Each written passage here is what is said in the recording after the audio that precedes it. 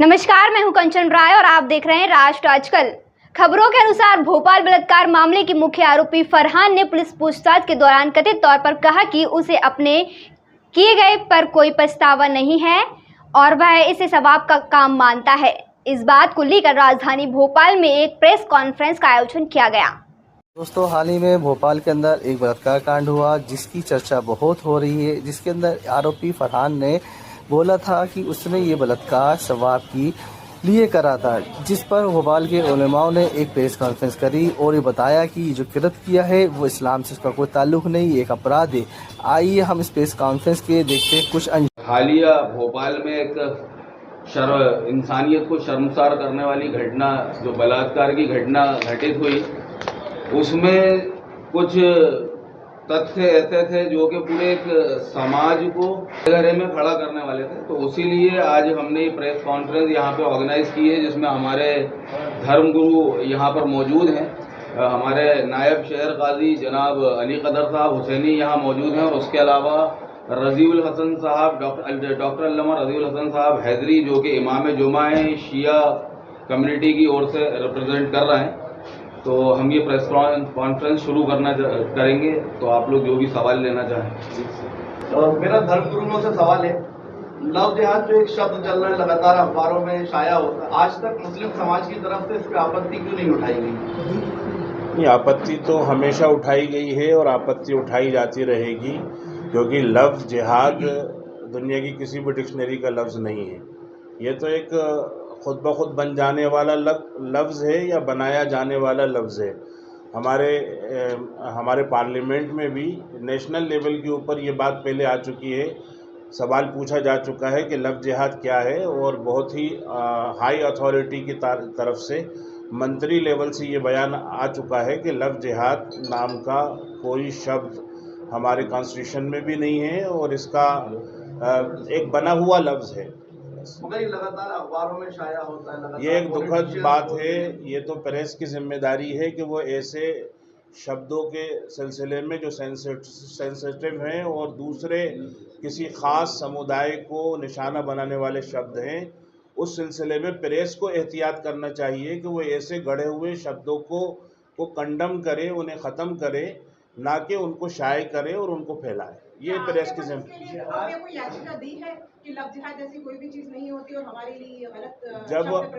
जब ये कोर्ट में दिया गया था तभी फिर उसके बाद ये इस पर कोर्ट का भी जो है वो आया था, स्टेटमेंट आया था, और फिर ये पार्लियामेंट में पहुंचा इसीलिए था कि इस पे सवाल किया गया था।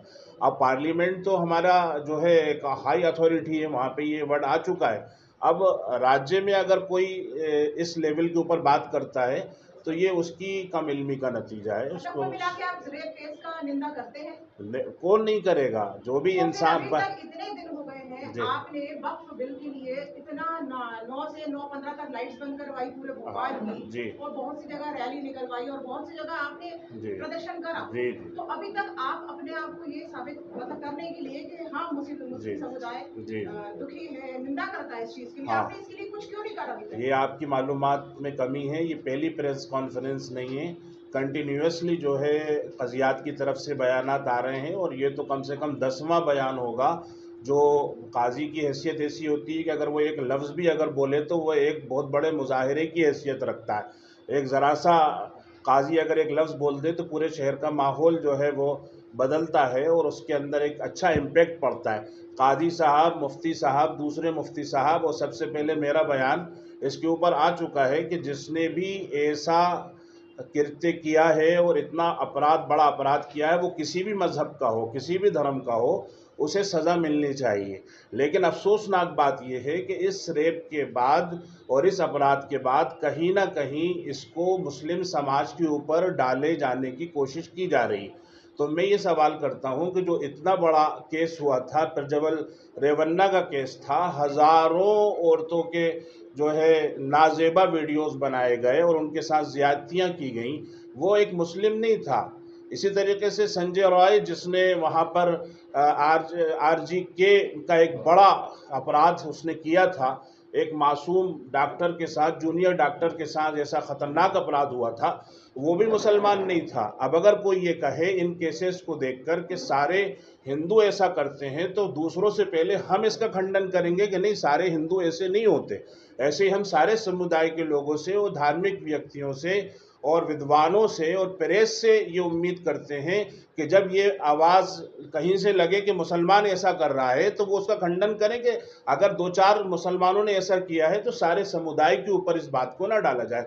आज जो है धार्मिक नारा लगा के किसी को लिंच कर दिया जाए और फिर अपने धर्म पर उसको डाल दिया जाए, तो ये खंडन करने की चीज़ है। हम कभी भी ये नहीं मानते, बल्कि सबको ये बताते हैं कि सारे हिंदू ऐसे नहीं हैं और सारे मुसलमान ऐसे नहीं। आज जो मुख्य आरोपी है फरहान इस पूरे मामले का, उसने बलात्कार को इस्लाम में सवाब बताया जी, जिसको लेकर ये प्रेस कॉन्फ्रेंस रखी गई।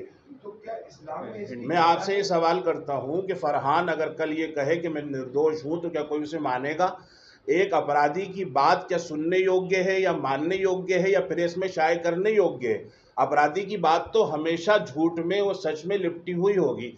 वो तो धर्म की आड़ में छुपना चाहेगा। जैसे आतंकवादी बाहर से आते हैं और आने के बाद वो यहाँ पर आके मासूम लोगों से उनका धर्म पूछते हैं, एक तरीके से वो ये चाहते हैं कि धार्मिक बुनियाद पर हिंदुस्तान में बंटवारा हो। तो हर अपराधी को जहाँ पर भी आड़ मिलती है, ढाल मिलती है, वहाँ जाके वो छुप जाता है। उसने ये अगर कहा है, कथित रूप से अगर ये बात कही है कि सवाब है, तो वो एक तरीके से इस्लाम के पीछे छुपना चाहता है, लेकिन इस्लाम उसको पना नहीं देगा, कुरान पना नहीं देगा, अल्लाह रसूल पना नहीं देगा, वो सबसे पहले हम पना नहीं देंगे। इस्लाम में सबसे ज़्यादा सख्त अगर सज़ा है, मेरे साथ जो है डॉक्टर साहब मौजूद हैं, आप इनसे भी इसकी वजाहत तलब कर सकते हैं, पूछ सकते हैं कि इस्लाम में अगर किसी चीज़ की सबसे बड़ी सज़ा है तो वो बलात्कार की सज़ा है। उससे बड़ी तो कोई सज़ा ही नहीं है भाई। बाकी चीज़ों में तो एक जल्लाद आएगा सज़ा दे देगा, लेकिन बलात्कार जैसे और इसी किस्म के दूसरे अपराधों की जो सज़ा है, पूरी कम्युनिटी मिलकर उसे पत्थर मारेगी। यानी इस्लाम में बिल्कुल ये काबिल कबूल नहीं है कि आप किसी भी धर्म या किसी भी मजहब की बेटी पर नज़र उठाकर देखें। यक़दूना शब्द है और इसका उपयोग कभी लैंड जिहाद के नाम पे किया जाता है, कभी लव जिहाद के नाम पे किया जाता है। वही पूरे हिंदुस्तान में हो रहा है, कोई प्रदेश की बात नहीं है। उसके बाद भी पूरे हिंदुस्तान की जो है मुस्लिम उलेमा जो है वो इस पे वो खामोशी इख्तियार किए रखते हैं ना। इस पर कभी उन्होंने एतराज़ करा कि भाई हमारा ये कबीर शब्द है, इसको आप जो है गलत अपराध से नहीं जोड़े। अपराधी का कोई धर्म नहीं होता है, फिर भी जो है मुस्लिम समुदाय इसको वो खामोश रह के सुनता रहता है। इस पे आपने क्या कहना है? अभी इतने लोग यहाँ पे बैठे हैं, इतने माइक रखे हैं, आप लोग यहाँ पे बैठे हो, यही रहा है कि हम ये बोल रहे हैं कि लव जिहाद नाम की कोई चीज़ नहीं है, लैंड जिहाद नाम की कोई चीज़ नहीं है। अगर लव जिहाद इस्लाम से कोई भी ताल्लुक़ रखता है तो इस किस्म का कोई भी वर्ड आप कुरान में दिखा दीजिए, हदीस में दिखा दीजिए। लैंड जिहाद से मुताल्लिक़ कोई बात कुरान में दिखा दीजिए, हदीस में दिखा दीजिए। ये सब बनाए हुए वर्ड हैं और इससे मुआशरा बढ़ता है, इससे समाज बढ़ता है। मैंने तो ये भी कहा था कि जो लोग कह रहे हैं कि भगवा लव ट्रैप की बात करते हैं, उसको भी उस पर भी गौर करना चाहिए। इतनी ज़्यादती नहीं करना चाहिए, किसी भी समुदाय को लेकर हमको इतना आगे तक नहीं जाना चाहिए। अपराधी अपराधी होता है, वो हिंदू मुसलमान नहीं होता। और ये जो बात आपने कही कि हम खामोश हैं, आज की बात नहीं है, इस पर तो बहुत सी बात हो चुकी है, आर्टिकल लिखे जा चुके हैं, वजाहतें दी जा चुकी हैं कि जिहाद, लव जिहाद या लैंड जिहाद और जिहाद को समझा नहीं गया है। असल में हम हमारे जिन लोगों ने मुल्क आज़ाद कराया, हम उन्हें कहते हैं मुजाहिदीन आज़ादी, यानी उन्होंने हिंदुस्तान की आज़ादी के लिए जिहाद किया। कोई भी अच्छा काम करना और अपनी एनर्जी को उसके लिए इस्तेमाल करना, ये है जिहाद। जिहाद सिर्फ जंग का नाम नहीं है, जिहाद सिर्फ लड़ने का नाम नहीं है। अगर आप अपने आप को गुनाहों से रोकते हैं, बुराइयों से रोकते हैं, तो ये आपका अपनी नफ्स के खिलाफ जिहाद है। तो जिहाद को भी समझने की ज़रूरत है। हाँ, दुनिया में जो लोगों ने आतंक फैलाया, उन्होंने इस लफ्ज़ को गलत तरीके से इस्तेमाल किया है, जिसकी वजह से ये सारा जो है गलतफहमी फैली है। इस्लाम के अंदर मुस्लिम लड़की इस्लाम कबूल करवाकर शादी करवाना ये जायज़ है कि इस्लाम में कोई भी ऐसा अमल कबूल नहीं है जो दुनियावी किसी फ़ायदे से किया जाए। अल्लाह के नबी सल्लल्लाहु अलैहि वसल्लम ने फरमाया, मन कानत हिजरतुहु इला दुनिया युसीबुहा और इमरातिन यनकिहुहा, कि कोई हिजरत जैसा बड़ा अमल दुनिया के लिए करे, यानी पैसे के लालच में करे या किसी औरत की मोहब्बत में करे, तो उसे कबूल नहीं किया जाएगा। अगर कोई लव अफेयर की बुनियाद के ऊपर इस्लाम कबूल करता है, अगर कोई किसी पैसे को हासिल करने के लिए इस्लाम कबूल करता है, तो इस्लाम खुद ही उसे डिनाई कर देता है कि इसका इस्लाम कोई काबिल कबूल नहीं है और इसमें कोई फ़ायदा नहीं है, इसमें कोई खैर नहीं है। इस्लाम तो ये है कि अगर किसी को इस्लाम अच्छा लगता है, कुरान अच्छा लगता है, नबी की तालीमात अच्छी लगती है, तो बगैर किसी लालच के वो इसको कबूल करें। मुसलमान लड़के जो है हिंदू लड़कियों से दोस्ती कर रहे हैं हिंदू बनकर, इस पर क्या कहेंगे आप? दोनों तरफ से ऐसा हो रहा है, दोनों तरफ से हो। एक भी वीडियो आप सोशल मीडिया पर ऐसी नहीं दिखा सकती जहां किसी मदरसे, किसी मस्जिद, किसी विद्वान की तरफ से यह अपील हो कि हिंदू लड़कियों को बहकाओ। लेकिन सोशल मीडिया के ऊपर बहुत सारी ऐसी वीडियोस गर्दिश करती हैं कि हिंदू लड़की मुसलमान लड़कियों को बहकाओ। तो दोनों तरफ से कुछ बुराइयां होती हैं। उस मामले की बात करें, यदि हम रायसेन की बात करें, एसआई वाले मामले की बात करें हम जी, के बाद में पता चलता है कि वो मुस्लिम है। बहुत से ऐसे मामले भी आए हैं। अभी राजस्थान का केस है, वहाँ पर तीनों के तीनों लड़के जो है जिन्होंने ज़्यादतियाँ की हैं और धोखे दिए हैं, वो पूरे तीनों हिंदू हैं। अभी परसों का केस है राजस्थान का। तो ये नहीं है, इस किसी धर्म के साथ खास नहीं है। पुरुष समाज जो है औरतों को धोखा देता आया है और हर अपनी आइडेंटिटी छुपाकर बहुत सारे केस हमारे यहाँ कज़ियात में भी आते हैं कि बाद में पता चलता है कि वो तो अपना धर्म परिवर्तन करके वो जो है हिंदू पद्धति से अपनी ज़िंदगी गुजार रहे हैं, लेकिन मुसलमान बन के एक हिंदू मुस्लिम औरत को भी वो धोखा दे रहा है। ऐसे केस आते हैं। इसका किसी धर्म से कोई ताल्लुक़ नहीं है, ये तो इंसान की खुद की अपनी ख़राबी है। न इस्लाम से ताल्लुक़ है, न हिंदुत्व से ताल्लुक़ है। इंसान खुद ख़राब है जो वो धोखा देना चाहता है। इस्लाम की तालीमात तो देखिए, मैं बता देता हूँ। मोहम्मद साहब की एक बात आप सुन लीजिए। आपने फरमाया मन गश्शा फलैसा मिन्ना, कि जिसने किसी को भी किसी भी मैदान के अंदर धोखा दिया वो हम में से नहीं है, यानी वो पक्का मुसलमान नहीं। मौलाना साहब, जिस तरह की हाल ही की घटना हुई है, तो सारी पीड़िताएं एक ही समाज से, कोई मुस्लिम, कोई सिख, कोई ईसाई, वो जितने आरोपी हैं सारे मुस्लिम हैं, उसमें कोई हिंदू, कोई सिख, कोई ईसाई। तो आप सिर्फ भोपाली को क्यों दे? ऐसे संगठित अपराध मानते हैं। मैंने मैंने आपको कर्नाटक की मिसाल दी थी कि रेवन्ना का जो केस था उसके अंदर जो है करने वाला भी गैर मुस्लिम था और उसकी जो मुतासिर हुई थी वो भी सब गैर मुस्लिम थी। संजय राय भी जो है गैर मुस्लिम था और जो मुतासिर हुई थी वो भी गैर मुस्लिम थी। धर्म के चश्मे को उतारना पड़ेगा जी। हाँ, आसिफा के साथ जो हुआ था कश्मीर के अंदर, वहाँ तो वो मुस्लिम थी। ऐसे ही अभी जो है यूपी के अंदर हुआ है, जो एक मुस्लिम बच्ची है, करने वाला जो है गैर मुस्लिम है। तो ये तो कोई धर्म से इसका ताल्लुक ही नहीं। मैं आप लोगों को एक बात बताना चाहूँगा कि आप पूरा हिस्ट्री उठा के देख लीजिए। कभी भी इस्लाम धर्म को मानने वालों ने, जो इस्लाम धर्म के लोगों ने अगर गलत काम किया है, चाहे वो आतंकवादी घटनाएं की हो, चाहे रेप केस किया हो, कभी मुस्लिम समाज उसके पीछे खड़ा नहीं हुआ।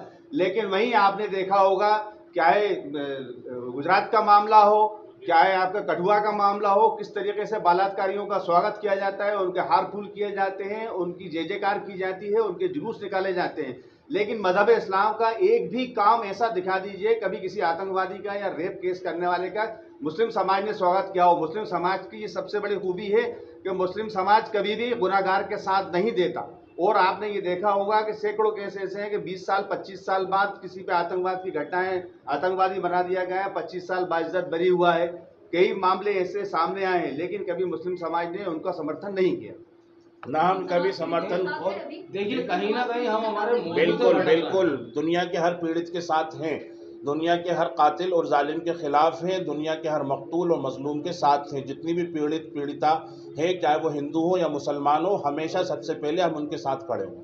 क्या लगता है राजनीतिक लाभ लेने के लिए धार्मिक चीजों का सहारा लिया जा रहा है कहीं ना कहीं? देखिए, ये तो राजनीति का विषय है। हम राजनीतिक लोग नहीं है, राजनीति के स्पेशलिस्ट नहीं है, इसके बारे में हम ज़्यादा बात नहीं कर सकते। Being a Indian, being a Muslim जो है, हम अपनी बात रख रहे हैं यहाँ।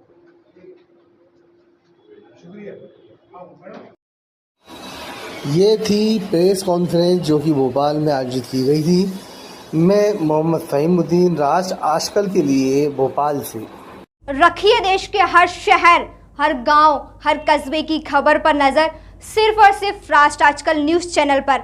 अगर आप हमारा चैनल YouTube पर देख रहे हैं तो चैनल को सब्सक्राइब करें और बेल आइकन ज़रूर दबाएं ताकि आपको मिल सके लेटेस्ट अपडेट। और अगर आप हमारा चैनल Facebook पर देख रहे हैं तो चैनल को लाइक करें, शेयर करें और कमेंट्स ज़रूर करें। और अगर आप पत्रकारिता के क्षेत्र में अपना करियर बनाना चाहते हैं तो जुड़े राष्ट्र आजकल न्यूज़ चैनल से। राष्ट्र आजकल न्यूज़ चैनल से जुड़ने के लिए स्क्रीन पर दिए हुए नंबर पर आप हमसे संपर्क कर सकते हैं।